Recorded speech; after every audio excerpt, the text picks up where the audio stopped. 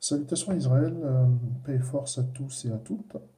Aujourd'hui, on parle des 6 poisons de l'amour. 6 poisons de l'amour parce que plusieurs d'entre nous ont fait l'expérience de relations euh, qui sont révélées être toxiques en fait.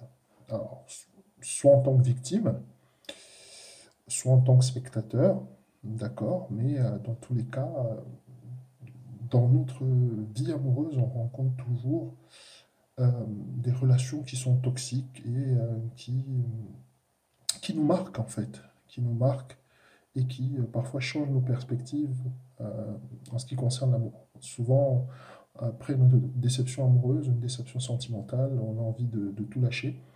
On cesse de croire en l'amour, donc il se crée en nous une espèce de crispation. C'est-à-dire que chaque fois qu'on s'avance dans le cadre d'une relation ou qu'on s'engage envers quelqu'un, on a toujours cette crainte d'être déçu et d'être désappointé. Donc aujourd'hui, on parle des 6 poisons de l'amour. Donc on va voir en détail un peu qui sont ces 6 poisons, comment ils se manifestent et puis surtout comment y remédier. Alors le premier poison de l'amour, bah, c'est la possession et le contrôle. D'accord. Quand je parle de possession et de contrôle, c'est-à-dire que c'est cette notion que l'être aimé nous appartient, c'est notre propriété. Euh, Au niveau du langage, ça se manifeste par exemple, on dit ma femme, ma petite amie, ma copine, ma chérie, mon homme. Euh, Derrière ce langage-là, en fait, il y a quelque chose qui se cache au niveau de l'inconscient, c'est-à-dire qu'il y a l'envie que nous avons, d'accord, de nous accaparer de l'être aimé. C'est-à-dire que derrière notre langage, en fait, au plus profond de nous, il y a une partie qui veut prendre cette tête que nous aimons pour le garder pour nous et pour nous tout seuls, de ne le partager surtout avec personne, d'accord, et d'en faire un peu notre propriété, d'accord. Alors, quand on se projette un peu plus loin et qu'on analyse derrière cette envie de garder l'être aimé pour nous tout seuls, eh bien, il y a simplement la peur d'être seul, de finir seul, la peur d'être abandonné, la peur de manquer d'affection, la peur de manquer d'attention. En fait, la vérité, c'est que Dieu, eh ben, il nous a créés libres. Et sa volonté, eh ben, c'est que nous restions libres. Donc, quand tu cherches à t'approprier quelqu'un, quand tu cherches à t'aliéner l'affection des gens, eh bien, ou leur amour, eh bien, non seulement tu te rends malheureux toi, mais aussi tu les rends malheureux. Parce que le désir de contrôle, en fait, il est lié au manque d'assurance et à la peur. Et ces deux émotions-là, en fait, sont des émotions à la vibration qui est extrêmement basse. Donc, quand la vibration est basse, eh bien, notre esprit, en fait, il ne peut pas s'ouvrir à l'énergie qu'émane l'autre personne.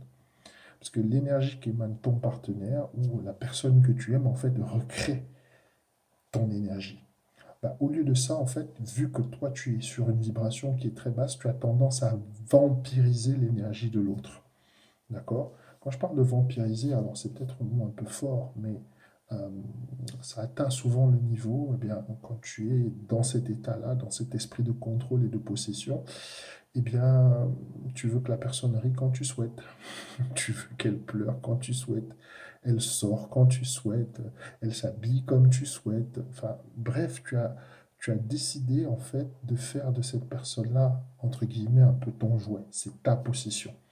Eh bien, en faisant ça, en fait, tu es en train de détruire cette personne sans t'en rendre compte.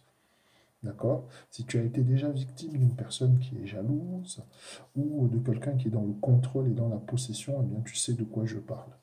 À un moment, tu as vraiment l'impression d'être dans une prison et de ne plus pouvoir t'exprimer, de ne plus pouvoir t'épanouir, de ne plus pouvoir te sentir libre, en fait. Un autre point qui est très intéressant là-dessus, sur le deuxième poison, en fait, de l'amour, c'est la peur de perdre l'être aimé. On l'a déjà abordé dans le premier poison, et là on rentre cette fois-ci en détail. En fait, c'est le sous-produit en fait de la pulsion de contrôle et de possession. Il y a ce désir en nous d'imposer notre volonté à une personne, mais on masque notre désir d'imposer notre volonté à une personne en lui disant qu'on le fait parce qu'on l'aime. C'est-à-dire que Non, mais je suis jaloux parce que je t'aime. Si je n'étais pas jaloux, je t'aimerais pas. Je t'interdis ceci, bah, c'est parce que dans le fond, je t'aime. Donc c'est au nom de nos sentiments, d'accord, qu'on aliène la liberté de la personne. D'accord? Après, il, il faut juste comprendre que ce que nous disons être de l'amour, en fait, c'est beaucoup plus de la peur. Euh, Quand on a ce type de peur, cette peur de perdre l'être aimé, en fait, bah, ça vient d'une chose, ça vient d'un vide. C'est-à-dire que avant la relation, déjà au-dedans de toi, il y avait un vide affectif ou un vide spirituel, hein. Les deux sont souvent très liés. Un vide affectif peut être causé par la perte d'un parent, un vide affectif causé peut-être par le manque d'attention que les parents ont pu voilà, manifester à notre égard. Euh, et ça crée en nous un vide. Eh bien, c'est au travers de cette relation qu'on va vouloir combler ce vide. C'est-à-dire que le vide était déjà là, et maintenant que la personne arrive, on attend de la personne qu'elle comble ce vide-là. Du coup, on projette notre énergie dans la relation en espérant que c'est la relation qui va résoudre un problème que nous avions déjà avant. Malheureusement, ça ne marche pas comme ça. Et très souvent, on en arrive à faire vraiment beaucoup de dégâts à la personne qu'on dit aimer parce que on a tellement peur qu'elle s'en aille, parce que si elle s'en va, ce vide qu'on avait avant, il va revenir. Donc on a peur que la personne s'en aille, donc on met de plus en plus de pression pour qu'elle reste auprès de nous. On ne supporte pas qu'elle regarde d'autres personnes, on ne supporte pas qu'elle parle à d'autres personnes. On veut vraiment s'accaparer la personne pour qu'elle soit notre bien, notre possession. Donc ça, c'est la peur de perdre l'être aimé. Donc, il faut juste comprendre que bah, c'est normal d'avoir peur. C'est normal d'avoir peur de perdre l'être qu'on aime. Par contre, quand cette peur prend des proportions où cette personne-là n'a plus de vie, quand cette peur prend des proportions où nous-mêmes nous n'avons plus de vie, parfois certaines personnes qui sont extrêmement dans la possession, dans le contrôle, parfois elles ne se reconnaissent plus, hein.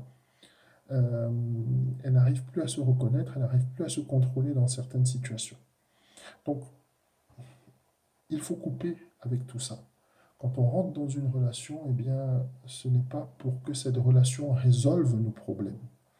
Si tu as déjà des problèmes avant la relation, il y a de fortes chances que pendant la relation, ces problèmes-là empirent et qu'après la relation, ils prennent encore d'autres proportions.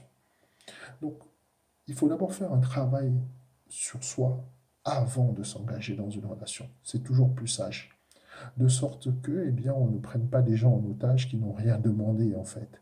Eux, ils viennent dans l'espoir de rencontrer quelqu'un avec qui ils vont partager de bons moments, et nous, on va vers eux avec dans l'idée qu'ils vont résoudre nos problèmes, ce qui n'est pas forcément le but d'une relation. Le troisième poison, la jalousie et la convoitise. Donc, une fois de plus, on descend, on est toujours dans les sous-produits en fait du contrôle et de la possession. Bon, on va mettre les choses à plat tout de suite, hein. L'être humain, il est naturellement jaloux quand il aime. D'accord? Mais c'est un trait d'ailleurs qui lui vient de son créateur, hein, Yahweh. La Bible décrit Dieu comme étant un Dieu jaloux. Mais attention, euh, la jalousie divine et la jalousie humaine n'ont absolument rien en commun. Alors que l'une est basée sur l'exclusivité et la liberté, tu es libre d'aimer, mais aussi de partir quand tu le souhaites. Ça, je suis en train de parler de la jalousie divine, hein, c'est-à-dire ta relation avec Dieu, tu es libre de partir quand tu veux. L'autre, par contre, est basée sur le contrôle et la possession, c'est-à-dire la relation, la jalousie humaine. On est là pour contrôler, en fait. Il y a un désir de s'accaparer entièrement les émotions, la volonté et les pensées de quelqu'un. C'est une prison de l'âme, prison de l'esprit, hein, une espèce de cancer que si tu ne soignes pas rapidement, ça va empoisonner ta relation. D'accord? Non seulement ça empoisonne ta vie, mais ça empoisonne aussi euh, la vie de ceux que tu aimes. Bon, la jalousie et la convoitise, j'avais déjà abordé ce point-là dans le cadre d'une vidéo qui s'appelle Jalousie et convoitise, et aussi un post dans le blog il y a encore peu de temps. Pour moi, en fait, la jalousie, ben, c'est la pire vibration que tu puisses avoir dans un couple. Euh, Si tu dis aimer quelqu'un, euh, tu ne dois pas être jaloux. Si tu dis aimer quelqu'un, eh bien, tu ne dois pas te comporter avec la personne comme si elle était ta possession, d'accord? Si tu dis aimer quelqu'un, eh bien, tu ne peux pas empêcher la personne de vivre, tu ne peux pas empêcher la personne de s'épanouir. Quand tu aimes vraiment quelqu'un, eh bien, tu dois pouvoir accepter aussi que la personne soit heureux ou heureuse sans toi. Ça, c'est le signe vraiment que tu atteins un certain niveau hein, dans ta conception de ce que c'est que l'amour. Donc, pourquoi je te parle de la jalousie et de la convoitise et le fait que tu dois renoncer à contrôler, renoncer à t'accaparer de l'attention et des émotions des autres? Parce qu'en fait, ce bonheur que tu cherches dans cette relation, ce bonheur que tu cherches auprès de cette personne et que tu veux absolument qu'elle te fournisse, eh bien, malheureusement, ce bonheur-là, en fait, comme tous les bonheurs, n'est pas à l'extérieur, il est à l'intérieur de toi. Si au-dedans de toi, tu n'es pas heureux, d'accord, eh bien, ce n'est pas quelqu'un qui te rendra heureux. Je préfère te dire ça maintenant. Quatrième poison. Euh, L'amour, en fait, c'est la rencontre ou une relation, hein, c'est la rencontre de deux mondes. Ton monde contre le sien. Quand tu vis avec quelqu'un, eh bien, très souvent, tu essayes d'imposer ton monde au sien. C'est-à-dire que tu arrives dans la vie de quelqu'un. Bon, c'est souvent, très souvent, c'est un trait de caractère que tu retrouves quand tu t'installes avec quelqu'un. Je parle généralement des femmes. Elle arrive, elle s'installe avec toi. Elle va essayer de changer ta façon de t'habiller, refaire la décoration de chez toi, etc., etc., etc. D'accord? Pas forcément dans le sens de mal faire, mais c'est la rencontre de deux mondes. D'accord? Il y a forcément une partie, d'accord, où un monde influence l'autre. Et ce n'est pas une mauvaise chose. Les choses deviennent compliquées quand on ne parle plus d'influence. On parle de dictat, on parle de, euh, de bataille, on parle de prise de tête. Non, le fauteuil doit être à cet endroit. Non, il ne sera pas à cet endroit. C'est chez moi, mais c'est chez moi aussi, etc. Lorsqu'on rentre déjà dans cette dynamique-là, eh bien, il faut bien comprendre qu'on est dans une bataille des mondes. Normalement, lorsque vous vous aimez, d'accord, les deux mondes ne se battent pas. Ils fusionnent. Ils se mélangent, chacun puisant dans l'autre les forces et les structures qui lui manquent sans pour autant se nuire. D'accord? On appelle ça une symbiose. Donc, l'amour, c'est pas une bataille. C'est pas une bataille des mondes. D'accord? Ça, c'est un autre poison de l'amour. Lorsque tu rentres dans une relation avec quelqu'un et que tu essayes de lui imposer ton point de vue, tu essayes de lui imposer ta culture, tu essayes de lui imposer ta vision du monde, tu essayes de lui imposer ta vision de la vie, tout simplement, on a un souci. Normalement, les deux visions doivent s'imbriquer les unes dans les autres. D'accord? Il doit y avoir fusion des mondes. Cinquième poison, eh bien, sont les désirs de la chair. On va parler du sexe. Bon, alors, tout de suite, je tiens à clarifier les choses. Dans le cadre d'une relation, le sexe, c'est quelque chose de merveilleux. C'est quelque chose vraiment d'incroyable parce que ça permet de rentrer dans une, comment je peux dire ça, dans une connaissance vraiment intime et poussée de la personne. Par contre, quand le sexe est le point central d'une relation, c'est-à-dire que vous ne vous voyez, vous ne vous rencontrez, vous ne vous appréciez réellement que quand vous faites l'amour. D'accord? On a un problème. D'accord? Parce que le sexe, en fait, est une des choses qui détruisent le plus sûrement et le plus rapidement une relation. Euh, Pourquoi je te dis ça? Parce que lorsque le sexe est au centre d'une relation, eh bien, euh, malheureusement, l'être que tu dis aimer devient finalement un objet juste sexuel, un objet de désir. Et le jour où il ne pourra pas t'offrir ou qu'il ne pourra plus t'offrir autant de plaisir que tu en avais avant, tu vas tout simplement passer à autre chose parce que tu ne verras pas l'intérêt de poursuivre une relation qui ne te satisfait pas. J'attire ton attention là-dessus parce que, en fait, lorsqu'une relation est basée sur le sexe, il faut bien comprendre que euh, elle est basée juste sur le plaisir. D'accord? Donc, toute chose qui est basée sur le plaisir, en fait, est très limitée, hein. Donc, la durabilité de cette personne que nous disons aimer, et pourtant, on sait que c'est qu'un objet sexuel, eh ben, va dépendre d'un certain nombre de choses. Parmi ces choses-là, hein, sa capacité à conserver un physique attirant, son habilité sexuelle à nous satisfaire, sa disponibilité, euh, et aussi sa santé. D'accord? Donc, comprends juste que dans une relation, le sexe, ben, c'est la cerise sur le gâteau, c'est pas le gâteau lui-même.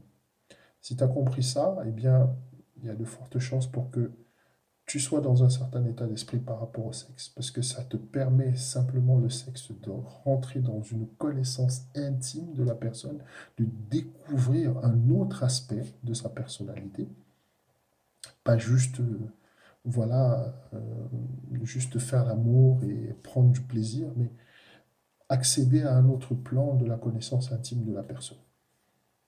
Sixième poison, l'ego. On en parle tout le temps.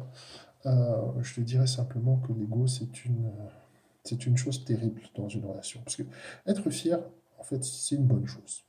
Avoir de l'amour pour sa propre personne, c'est une très bonne chose. Mais tout ça, ce sont de bonnes choses quand c'est dans le bon contexte et quand ça s'applique de façon raisonnable. Si tu es dans une relation et que ton ego il prend trop de place, d'accord, ben, la personne à tes côtés, bah, elle trouve plus sa place.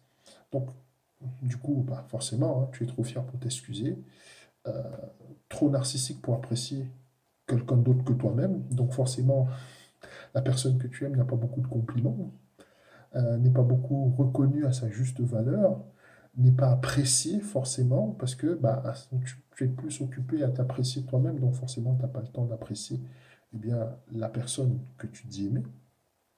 Et donc, là-dedans, eh bien, lorsque tu vis avec quelqu'un qui a un ego qui est extrêmement fort, ben, cette personne est toujours en train de se mettre en avant.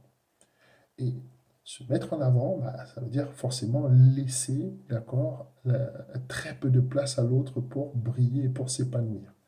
Donc, si tu es dans cette optique-là, si tu te reconnais là-dedans, si tu es quelqu'un dont l'ego est très fort dans la plupart des relations où tu es, il faut bien comprendre que c'est certainement ce qui a la cause ou qui a l'origine des différents déboires amoureux que tu peux avoir. Dans une relation, tu ne dois pas être trop fier pour demander pardon. Dans une relation, tu ne dois pas avoir trop d'amour propre parce que dans une relation, il y a toujours une dimension de sacrifice. Qui dit sacrifice dit toujours renoncement. Si tu as trop d'ego, tu ne voudras pas renoncer, tu ne voudras pas faire de concessions, tu ne voudras pas te remettre en cause et tout ça, au final, va finir par détruire la relation. Concrètement, si ton amour, si ton ego, ben, il est plus fort que ton amour, ben alors c'est que c'est pas vraiment de l'amour. Donc voilà, Israël, on a vu 6 poisons, hein, de l'amour, en espérant que ben, ça t'a fait méditer un tout petit peu, ça t'a fait réfléchir sur ce qu'est une relation, sur ce qu'elle doit être et sur la façon dont tu dois l'aborder. Donc voilà, ben, c'était tout. Donc une fois de plus, hein, si tu découvres la chaîne, n'hésite pas à t'abonner, n'hésite pas à liker, n'hésite pas à te manifester au travers des commentaires et échanger avec moi, hein, sur si tu as des questions, etc. Connecte-toi aussi ben, sur le blog frèrewilly.online pour découvrir les autres points, hein, sur lesquels nous avons déjà eu à échanger, à partager, etc. Et j'ai aussi des lectures que je recommande sur le blog, hein, et que je laisserai en lien dans le descriptif de cette vidéo pour ceux qui veulent approfondir, hein, cette notion de poison de l'amour et voilà, et bien sûr de tout ce qui rend les relations toxiques. Euh, voilà, je pense qu'on a fait le tour. Donc, paix et force à toi et à très bientôt pour un prochain partage.